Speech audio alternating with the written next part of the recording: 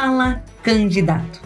Olá, gente, eu tô aqui hoje inaugurando esse programa, que é um programa voltado para você, que sempre quis saber mais a fundo sobre política e sobre pessoas que vão representar você, representar a sua voz. Aqui nessa mesa está hoje uma mulher incrível, que é a Daniela Silva, que ela se propôs a representar a voz de muitas pessoas. E de uma forma genuína, ela vai passar a mensagem dela e por que ela decidiu entrar na política. Hoje ela ainda é pré-candidata, né?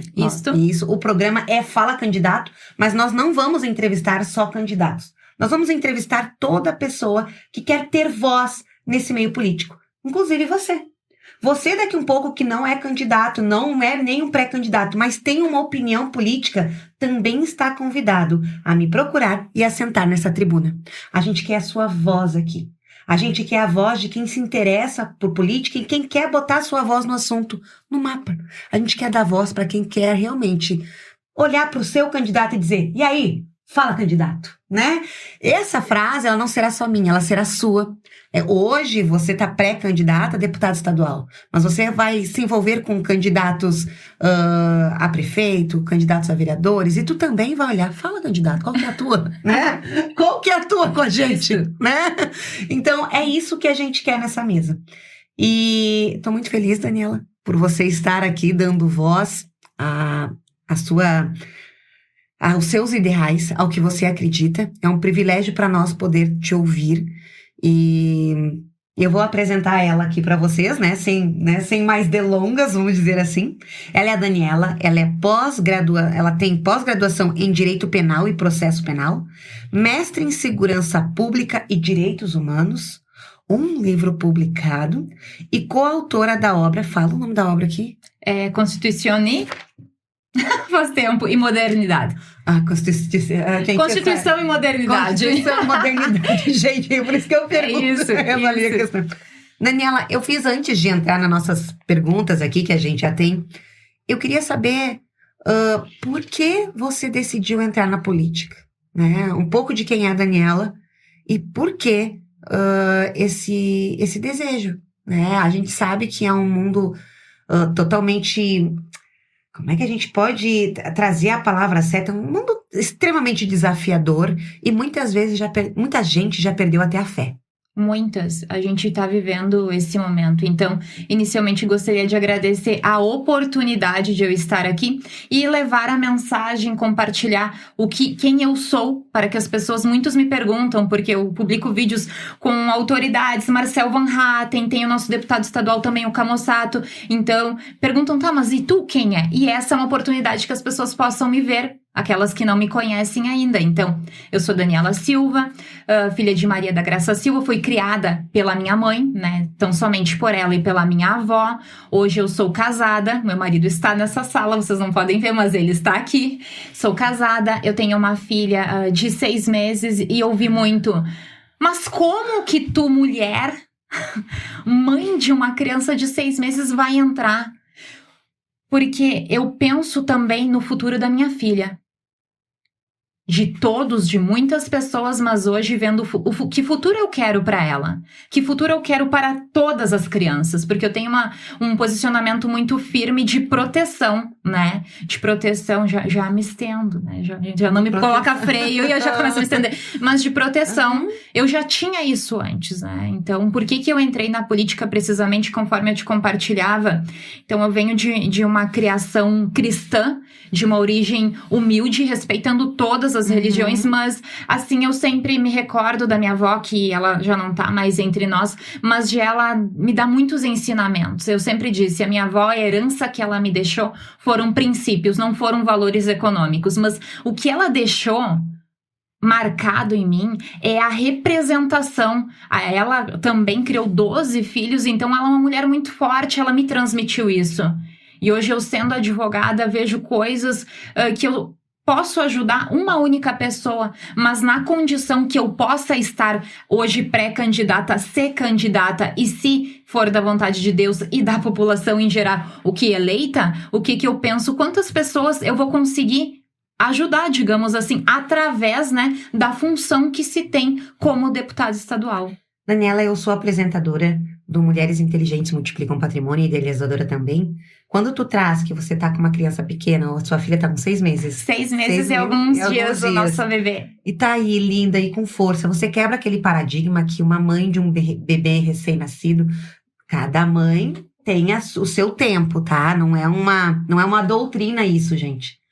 Mas tu quebra aquele paradigma de que porque eu tenho uma criança pequena, eu não posso lutar pelos meus ideais.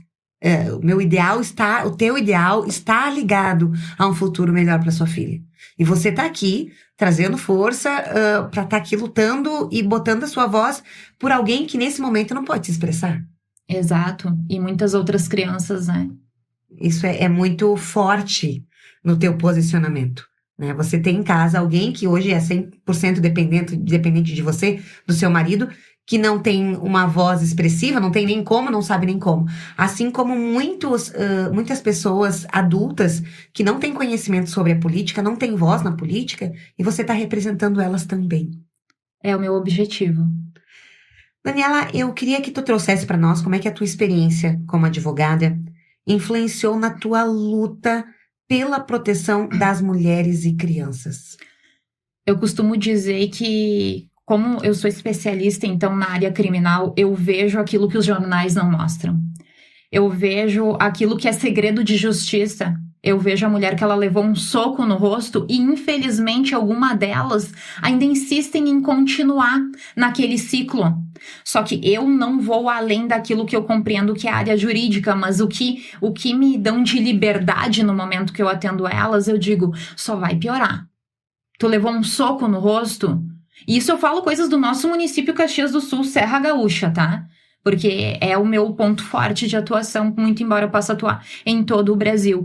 Mas então, de uma mulher levar um disparo de arma de fogo neste ano, em 2000 Caxias, na sua coxa, eu não estou falando de uma mulher que é dependente financeiramente. Não estou falando dela. Então, existe tudo por trás, assim, que uma política que nós precisamos, que eu não vejo ela existir. Nós temos a legislação Maria da Penha, nós temos outras normas jurídicas que já estão em vigor, temos normas internacionais, inclusive, mas nós precisamos, o que eu vejo após, vou fazer 12 anos que eu tenho meu escritório em Caxias do Sul. Então, após 12 anos, eu vejo uma questão ali que exige mais que uma legislação. Existe uma política preventiva que nós precisamos implementar e normalizar. Porque eu sempre digo, tu levou um disparo de arma na tua coxa e tu não quer fazer registro contra o agressor, o próximo vai ser na tua cabeça. Desculpa, mas esse é o meu modo de falar para tentar proteger a vida daquela mulher. Mas também tem aquela mulher que, sim, ela tem uma dependência econômica e tem um ciclo, e são coisas que tu não vê na televisão, que tu não vê na internet. Então é isso que eu vejo e entendo a necessidade, como em todo estudo que eu faço, inclusive no meu mestrado, que foi onde eu aprendi muito sobre política preventiva, que além da norma, se a lei funcionasse, quantas leis nós temos no Brasil? O estudante de direito sabe que tem um vade-mecum, um livro assim, e quantas efetivamente fazem com que uma mãe não enterre a sua filha como vítima de um feminicídio, que nós estamos vivendo os números mais alarmantes dos últimos anos. Então, uma política preventiva, ela precisa existir, e é nisso que eu tenho me posicionado. A sensação é que a gente percebe que culturalmente as mulheres foram criadas para ser dependentes mesmo com a liberdade financeira. Dependentes, quando a gente fala, tu trouxe uma fala aqui, que ela não era dependente financeiramente, ela era dependente emocional, tinha um medo emocional a ponto de não querer denunciar o agressor que deu um tiro na coxa dela. Isso é real. É real. Existe uma dependência econômica que tu traz essa realidade, né? Sim, existe. Mas existe essa percepção de mulheres que são dependentes emocionalmente de parceiros vamos lá, ainda quando o parceiro é uma pessoa do bem, mas que já vem como se nós fôssemos ensinada a ser dependente de alguém, só que o mundo ficou doente. Tá difícil isso. Na verdade, agora eu só não vou falar o nome do autor, mas tem Zygmunt Bauman, Ulrich Beck, então são filósofos e sociólogos que eu fiz estudo quando do meu mestrado, e o que é dito lá? Ele não rotula expressamente tão somente a mulher. Sim. A gente tá numa sociedade doente emocionalmente. E aí a gente fala de homens do Homo sapiens, né? Uhum. Homem, mulher. Então nós estamos num momento muito delicado. É como se a humanidade estivesse viciada. Ou em relacionamentos viciada. E aí não consegue sair mesmo que esteja ruim. Tu traz isso pra nós, assim, e a tua política vai de trazer conscientização. Com certeza, com certeza. Tu defende leis mais rígidas contra estupradores e pedófilos. Por que acredita que o Brasil precisa endurecer nesse combate? Gosto de trabalhar com exemplos reais, não que eu vi na mídia, porque hoje a gente não sabe muitas vezes o que é informação verdadeira, o que não é. Caxias do Sul. E isso tem que ser dito, volto a dizer. Me refiro a processos que tramitam em segredo de justiça, aqui na Serra, então, de pai que abusa, tenho que falar isso, não adianta, estupra, e é por isso que essa política tá aí, tá? Que eu sou, sim, me posiciono a favor da castração química de estupradores. Precisava alguém, e eu penso que eu estou, como diz vulgarmente, colocando a minha cara a tapa, porque eu vi uma vítima sentar na minha frente e eu renunciar um valor econômico de um contrato que poderia beirar os 100 mil reais e pegar e escolher um de 1.000. E eu vou te dizer o porquê. Porque uma criança, então, foi abusada desde os 10 anos. Eu dei uma reportagem para o Balanço Geral, então eu posso repetir isso, sem mencionar nomes, eu não estou expondo a vítima. Ela foi estuprada pelo próprio pai. Uma menina virgem. E ele engravidou ela. Tá? E eu paro por aí por uma questão também de preservação, para não ser de forma mais profunda, e também questões jurídicas. Então, assim, que referência essa mulher, né? Hoje, uma mulher, menina, antes foi abusada, perdeu a sua virgindade com seu pai, dentro da sua própria casa. Daí nós, como mulheres, vamos pensar, quando ela buscar formar uma família, como é que vai ser para ela? Eu não consigo, eu não tenho a capacidade de me colocar no lugar dela, a não ser fazer o que eu fiz, foi abraçar ela e dizer, eu estou contigo, eu prefiro renunciar o valor econômico, porque os valores que eu sou firmada são muito maiores, eu não consigo. E a cadeia para esse sujeito é pouco, e a castração química, pessoal, é anticoncepcional, mulheres, tá? Ele não vai sofrer, jamais vai chegar a punição dele, a dor dessa criança e hoje dessa mulher. Então, sim, daí já me disse, mas isso não é pauta para deputado estadual. Tudo bem, mas eu tenho acima de mim pré-candidatos. Felipe Camozato é uma forte representação. Então, no estado do Rio Grande do Sul, eu tenho certeza do posicionamento dele. De quem tá acima, Marcel Van Hatten, eu tenho que mencionar esses nomes, porque antes de eu escrever isso aqui, eu consultei e eu digo, isso é o que eu represento. O partido está de acordo, porque isso é mais que um partido, é mais que uma bandeira, é mais que uma política, é necessário. Onde nós vamos parar? Sim. É uma associação de Eu me empolgo, desculpa, mas eu fico muito brava com isso. Eu não tenho como expressar. A gente quer você falando. A gente quer a Daniela Silva aqui nessa mesa. Se a Daniela Silva é empolgada na forma de falar, nós vamos votar em quem a gente vê como transparente. É o teu jeito. Seja. A gente tá cansado de ver máscaras. Não funciona comigo. Isso não vai dar certo. A gente tá cansado de ver máscaras por aí. E aí tu trouxe para nós também sobre agora a saúde pública, né? Qual é que é a tua principal proposta para garantir que ninguém fique sem atendimento ou sem acesso a medicamentos? Aí vem mais uma bomba. O que acontece? É o que tá acontecendo na realidade aí. O problema é quando a bomba tá envolvida no meu nome. O que acontece é o seguinte, calma, o que acontece? Em 2017 eu escrevi um livro, que é o livro que não tem o nome que tá escrito ali, o que tem no meu mini currículo, que se chama O Que Eu Vejo. Com 27 anos, hoje eu tenho 36. Com 27 anos eu fui diagnosticada com uma doença incurável. Quando eu ouvi isso, pra mim foi muito... Até peço desculpas, mas é algo que, né, tá no meu corpo. Que sempre me impacta muito. É a tua história. É a minha história. É simples, não me peça desculpa aí nem pra nós. A gente quer a tua história. Eu tive um diagnóstico de uma doença e daí foi dito autoimune incurável. Sim. É difícil quando a gente fala de nós mesmos, né? Então, vou tentar ser o mais transparente possível. E quando eu tive esse diagnóstico em 2017, eu não conseguia sair de casa. O que eu mais gostava de ir era na igreja. Eu não conseguia ir na igreja. Porque após algumas internações, eu criei uma sensibilidade auditiva à época, que a música da igreja eu não conseguia ouvir. Porque era muito alto, e nós que somos cristãos, cristão, evangélico, católico, enfim... a gente gosta de música muito alto. Então eu não conseguia ir na igreja. E eu não conseguia também, eu usava um bonezinho, tá no meu livro isso. E não é sobre o livro, né? Eu escrevi, foi mais uma questão de compartilhar. Porque eu tinha sensibilidade também à luminosidade. Então, por conta de muitas idas e vindas do hospital, ficou muito difícil pra mim. Então eu comecei a escrever. Eu não conseguia sair de casa, eu comecei a escrever. Escrever. E também muito, muito triste com aquilo, eu digo, poxa...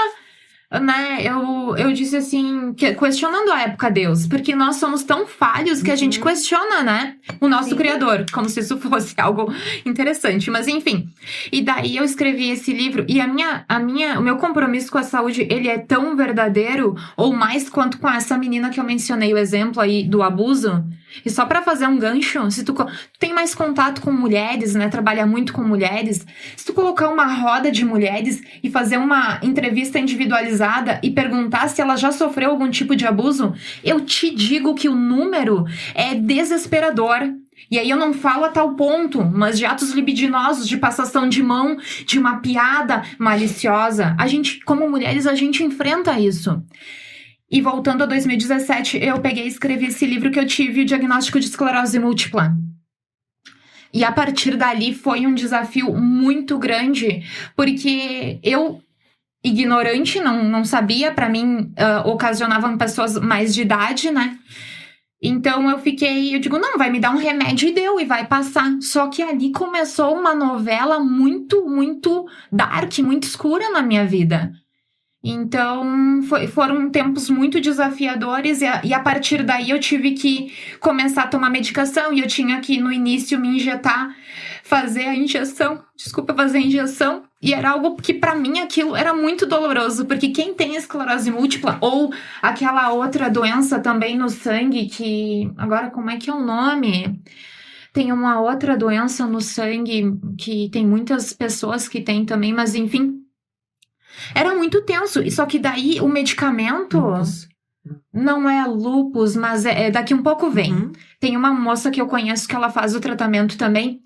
Então ali começou algo muito difícil, porque eu não sabia que a medicação, o tratamento mensal à época eram R$10.000, 28 injeções.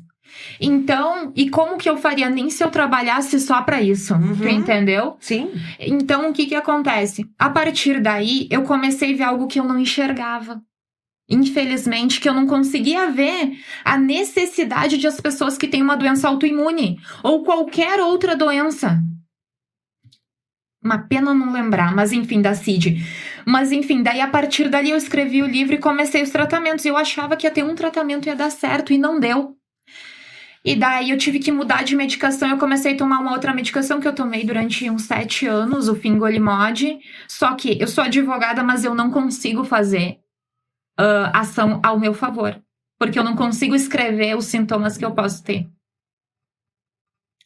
Então daí uma amiga minha, a Gabriele, fez a minha ação. Vou encurtar.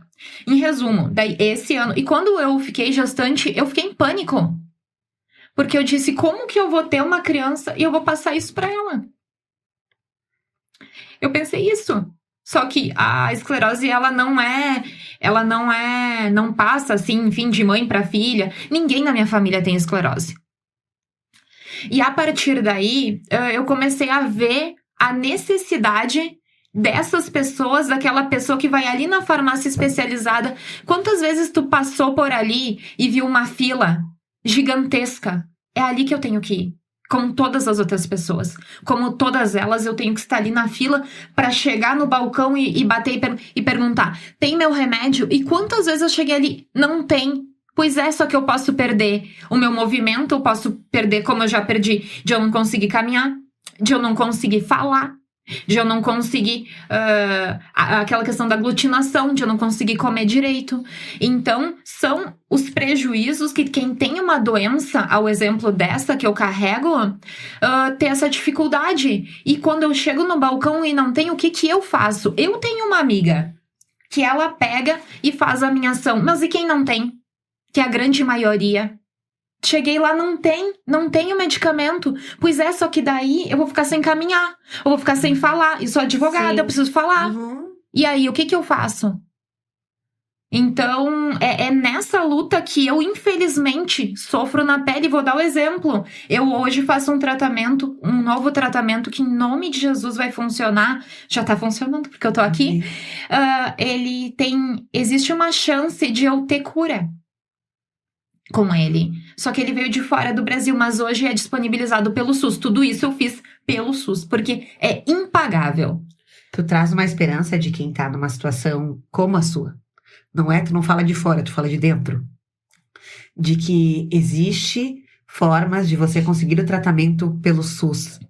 Que existe forma de você não morrer. E quando eu falo de não morrer, não é de não morrer em vida. Existem formas de você conseguir o seu tratamento. Claro, você tem uma amiga que fez isso pra você. Isso. Mas tu quer Gabriele. trazer isso de uma forma acessível para outras pessoas que não têm uma Gabriele na vida. Exato. E eu falei isso em um vídeo. O que acontece aí? Tá a minha luta, fiscalização contra a corrupção. Por quê? Porque a farmácia especializada, ela tem que ter as medicações. E a corrupção, ela tira o dinheiro do medicamento de quem não pode pagar. Como eu poderia pagar um tratamento que custa 140 mil reais pro ano? Não tem como, é impagável. Nem se eu trabalhasse só para isso. Então, a minha luta, ela é contra a corrupção, para garantia de quem chegue naquela fila da farmácia especializada e chegue lá e pegue o seu medicamento. Porque eu sei o que é isso, eu sei o que é chegar. E eu vi ontem no site da farmácia especializada, não tem estoque do meu medicamento. E aí? É uma realidade que tem que ser alguém como você, que estudou, tem voz para dar para quem não tem voz, para quem nem sabe para que lado ir. E você fala, como a gente falou aqui, de dentro da situação. Eu falo, não queria. Não queria, né? Não queria. Mas, às vezes, tem que ter alguém que vive na pele para poder entender a urgência que é. E tu consegue ter empatia porque você fala de dentro da situação. Eu só fui entender algumas pessoas quando eu passei por algumas situações semelhantes a elas. E tu passa, e tu sabe, não é exagero, é real. Bom, tu fala muito sobre educação integral e oportunidades para jovens. Como isso pode ajudar também na redução da criminalidade? Então, vamos lá. Eu venho de família, então, muito humilde, criada pela minha mãe e pela minha avó. E eu digo isso, eu tenho muito orgulho da história da minha avó. Eu digo, eu venho de uma família que eu orava pra ter carne na mesa. E hoje, quando eu pego um prato... E isso não é politicagem, não, pessoal. Quando eu olho um prato e eu vejo assim, várias vezes eu parei e observei assim, nossa, né? Que eu amo carne. Respeito quem é vegano, mas meu negócio é pegar e fazer um churrasco aqui no sul. Fazer um churrasco tomando um chimarrão. O chimarrão não tá mais aqui. Tomando um chimarrão, pegar e bater o espeto, tirar o sal da carne ali. É assim que eu sou. Mas eu sei de onde eu vim, e eu venho de uma família, então, ali muito humilde, e foi o estudo que me proporcionou estar aqui sentada na tua frente também no dia de hoje. Foi pelo estudo e pela minha mãe limpar muito chão, que já vi comentários, vocês não sabem como é a história. Quem me vê, eu fiz o meu mestrado na Europa. Mas a minha mãe, até então, até muito chão ela limpou para que eu me formasse na faculdade e muito chão ainda tempos atrás para que eu comprasse euro, para que eu pudesse sentar aqui e dizer o meu mestrado em segurança pública e direitos humanos é decorrente de muito suor, não só meu e da minha mãe. E foi o estudo que porque na verdade eu não nasci em Caxias do Sul. A nossa filha nasceu e tenho muito orgulho disso. Mas eu vivia em Cruz Alta e num local onde tinha muita violência. Então Então a minha avó, ela me colocava no quarto pra estudar. Não, tu vai estudar. Ah, mas eu queria brincar ali, jogar um vôlei, né? Uhum. Não, tu vai pro quarto estudar. Ela fez isso comigo. O estudo, ele me afasta da violência do local que eu vivia. E eu acredito nisso. E eu tive uma oportunidade também de fazer um curso de inglês na Filadélfia. Então, me tenho muito orgulho de muito trabalho e muito esforço. E eu via lá, eu disse, nossa, isso podia ser muito real no Brasil. Porque eu estava lá estudando e em contraturno, nós podíamos, mas agora, né, com 32 anos eu fui, tinha um lugar lá que era público. E os adolescentes estavam lá jogando bola, tinha um jogo de xadrez, algo assim que eu gosto muito de jogar xadrez. E eu acho isso fantástico porque ele afasta, né, do crime. Então, a criança ali envolvida, um contraturno, eu sou muito favorável. Isso auxilia também muito as mães. Hoje eu vejo isso. A gente já pensa, né, depois estando na escola, no contraturno, fazendo um esporte. Quem sabe fazendo um curso técnico, aprendendo a costura, a culinária. Por que não? Por que a gente não pode sonhar com isso? Por que aquele dinheiro que está na corrupção não pode ser direcionado para essas crianças? Para que elas tenham uma oportunidade melhor. Eu acredito muito nisso, verdadeiramente. E que forma tu vê esperança em acabar com a corrupção? Trocando as pessoas que estão lá. Não todas, porque nós não podemos dizer que todos são corruptos. Mas o Brasil, infelizmente, parece algo que está enraizado no nosso governo. Nós precisamos fazer essa troca. Se algo tá errado, tu troca o que tá errado. Na nossa vida pessoal, mesmo se algo tá dando errado, nós não persistimos. A gente iniciou esse programa falando sobre relacionamentos ruins que as pessoas são viciadas, que de uma certa forma elas não denunciam. E tu acha que tu vê isso também na política, sobre a sociedade estar doente, ela tá ruim, mas é o que temos? A gente ouve muito isso. E se a gente não se policia, a gente acaba entendendo que essa é a nossa realidade. E que não vai mudar. O Brasil é assim, sempre foi assim. Pera lá, não é pra ser assim. Nós precisamos nos levantar e levar uma mensagem de otimismo. Não é uma falsa política, porque eu não gosto disso aí também, não. É algo que, assim, eu gosto muito. Quando eu cheguei em Caxias do Sul, eu lembro que meu tio disse, o meu primeiro trabalho foi na padaria que à época tinha a Dona Morena. Só que, por mais que eu venha de família humilde, eu sou péssima na cozinha. Mas o meu marido tá aqui, não é tão péssimo assim não, amor. Mas a minha avó sempre me ajudou então eu tinha que servir as pessoas e eu tava aprendendo isso ali. Então, foi minha primeira oportunidade. O meu tio me deu uma palavra muito boa, que a minha mãe, a gente veio só com mochila nas costas, tá? Ele disse assim, a única coisa que nós temos é a nossa palavra. Nós não temos como dizer nem que nós temos um sobrenome que tenha uma propriedade, que tenha uma história aqui. A partir do momento que nós perdemos o valor da nossa palavra, tu não tem mais credibilidade nenhuma. Se nós vemos um político hoje manchado com história de corrupção, essa pessoa, ela não serve mais. Ela tem que ser retirada. Que exemplo que nós vamos dar? Eu tenho que falar isso, que a gente coloca. Eu preciso falar, tá? Se tu coloca alguém que coloca, quando assume o poder, coloca um boné que em cima tá escrito cupincha, que ele não valorizou a escola, que é o nosso atual presidente, eu tenho muito receio de ter que reconhecer, mas é uma pessoa que ela não concluiu a escola. Tudo bem, tem pessoas que não concluíram porque tiveram as suas dificuldades. Uma delas é minha mãe, ela não tem o ensino fundamental completo, mas a minha mãe nunca pegou R$1 que não fosse dela. O problema não é o fato dele não ter concluído a escola, é o fato do caráter. Da corrupção. Da corrupção. E a corrupção, assim, ó, não é direita ou esquerda, tá? Esquerda ou direita, melhor dizendo, que é o que hoje tem. Sim, eu vejo. A questão é, nós temos que ser intolerantes, independente do viés partidário. Independente do viés partidário. Exato. O fulano de tal é corrupto? Ah, tu é esquerda ou tu é direita? Tu não serve. Tu é corrupto, tu tá fora. É assim que tem que funcionar. Se a gente começar a ter tolerância, vai acontecer o que tá acontecendo agora no Brasil. Semelhante aos relacionamentos. Exato. Ele pode me maltratar, mas ele sustenta a casa. Aí a gente tem uma dependência, o negócio é difícil, né? Isso a gente percebe dentro do que tu nos traz aqui nessa pauta, nessa conversa hoje, é que tu traz uma voz de vamos mudar a nossa mentalidade. Tanto na vida dos relacionamentos pessoais, amorosos, com as pessoas da nossa volta, quanto no pensamento político de pessoas que nos representam. Com certeza. Não é a questão se terminou ou não terminou o estudo, a questão é que tá fazendo mal, tá roubando, tá tirando da gente. Tu tá tirando dos que são igual ao que tu era economicamente. Isso é tão brutal. Sim. Tu tá tirando da mesa da viúva. Olha o que foi a CPMI do INSS. Que absurdo tão tremendo de pegar e se apropriarem de dinheiro dos idosos, dos deficientes físicos. Eu tenho uma tia minha que é deficiente física, que ela recebe um salário mínimo. Ela não tem uma perna, ela não tem realmente como sair pra trabalhar. É a mesa dela que eles estão pegando. É a mesa do órfão, que recebe uma pensão de um pai, quem sabe, né? Quem sabe eu não sei, mas enfim, é muito errado. Isso é intolerável. Então, você traz para nós que uma das esperanças de acabar com a corrupção é trocar essas pessoas. Com certeza. É trocar essas pessoas. Não deveriam nem ter entrado. Mas vamos dizer, foram votados? Sim, foram, não. Né, como uma esperança que também se venderam como anticorruptos. De alguma maneira também se venderam.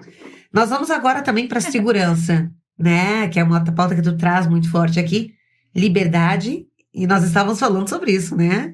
Fiscalização do dinheiro público são bandeiras fortes suas. Com certeza. O que precisa mudar hoje no Rio Grande do Sul para o cidadão voltar a confiar na política? Isso é tão tremendo que confesso que eu não teria, como diz a receita do bolo que eu não sei fazer em casa. Mas eu acredito muito que a gente deva enxergar a pessoa, ver os propósitos e ver o histórico de vida dela. Se ela já está exercendo, então, uma função pública, o que tu trouxe?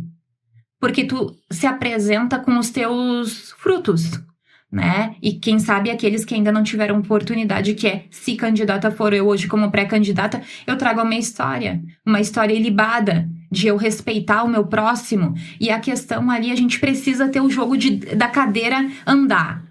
Tem pessoas enraizadas ali e que entra e sai governo, elas permanecem. Nós precisamos ver hoje e também o que faz um deputado estadual? O que faz um deputado federal? O que faz um governador e um presidente? Porque o que ocorre? Tu tem que se propor a fazer aquilo que tu já tem um conhecimento mínimo. O legislativo é onde eu trabalho. É lei, é sobre o que eu sei trabalhar. Eu vou dar um exemplo aqui sobre fiscalização e eu preciso mencionar o deputado estadual, o Camozzato, porque é algo muito recente que aconteceu, então, aqui no estado, que ele teve que se posicionar para que fosse, então, ali... Agora eu até peco no verbo, mas é a questão da oportunidade de ter uma nova empresa de celulose no nosso estado, que ela vai trazer bilhões, então, vai ter de investimento nisso tudo, sem contar a questão do trabalho, das vagas de trabalho que nós precisamos para o pai, para a mãe sustentar suas famílias. Ele está hoje respondendo um processo de calúnia, difamação, injúria pelo posicionamento firme que ele teve. Então, quando nós, digamos, damos a cara a tapa por um objetivo, e esse objetivo não tem nada de corrupção, não tem nada de errado, mas tem de uma implementação de algo que vai trazer um boom, digamos assim, econômico para o nosso estado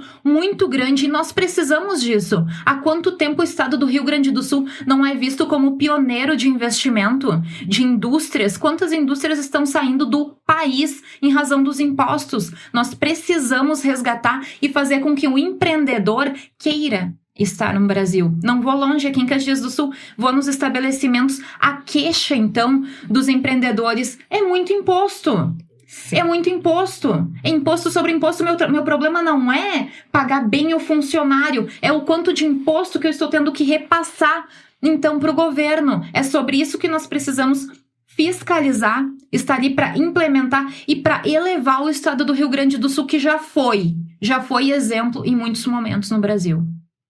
E hoje precisa do que tu está trazendo para nós, trocar. Precisa trocar. E tu vem com essa voz nova e forte, né, mostrando um caminho de esperança para todos nós. Doutora Daniela Silva, né, a gente carinhosamente chama como Daniela, mas referendo ao teu trabalho, nós estamos chegando ao final dessa entrevista. E tu, como essa voz nova, jovem, enfrentando desafios pessoais, mas com toda essa força e vigor de lutar por aquilo que acredita, traga uma mensagem final para todos nós aqui que queremos te ouvir. Primeiro, dizer que eu me sinto lisonjeada de estar aqui e ser ouvida. E também levar uma mensagem às pessoas. A minha mensagem final é: eu sempre dei o meu melhor em tudo que eu faço. Sempre. Sempre. E o meu compromisso, né, como pré-candidata, e até afastando isso como mulher, é dizer que eu tenho visto muitas coisas e todos estão vendo essa questão da violência. E eu vejo de perto, eu trabalho com isso, eu sei das dores, eu sei da dificuldade. Então, é algo que eu me posiciono muito, obviamente não é taxativo, quero dizer, não é só isso. Ainda existem muitas coisas que eu preciso ver que estão acontecendo, e eu conto também com todos que me tragam isso. Hoje eu sou pré-candidata a deputado estadual, o deputado Felipe Camozzato, ele é pré-candidato a deputado federal, é uma frente muito forte também, sigam ali nas redes sociais. Nós temos o nosso pré-candidato ao Senado, Marcel Van Hatten.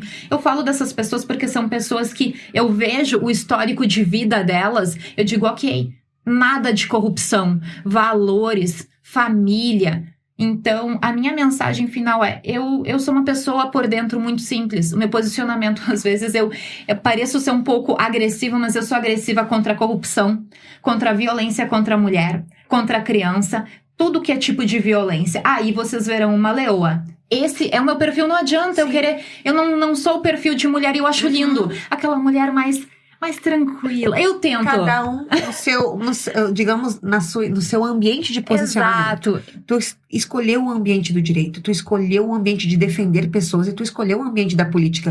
Não caberia. Não caberia não ser quem você é, não ser quem você é hoje. Então você é exatamente para a missão que você veio cumprir. Daniela, doutora Daniela, muito obrigada por estar aqui hoje como pré-candidata, né? É uma honra para nós aqui do Fala Candidato receber você, e é uma honra para todo o nosso público compartilhar a tua visão e ver uma mensagem de esperança para o nosso Rio Grande do Sul e para o nosso Brasil. E eu vejo vocês todos no próximo Fala Candidato. Obrigada.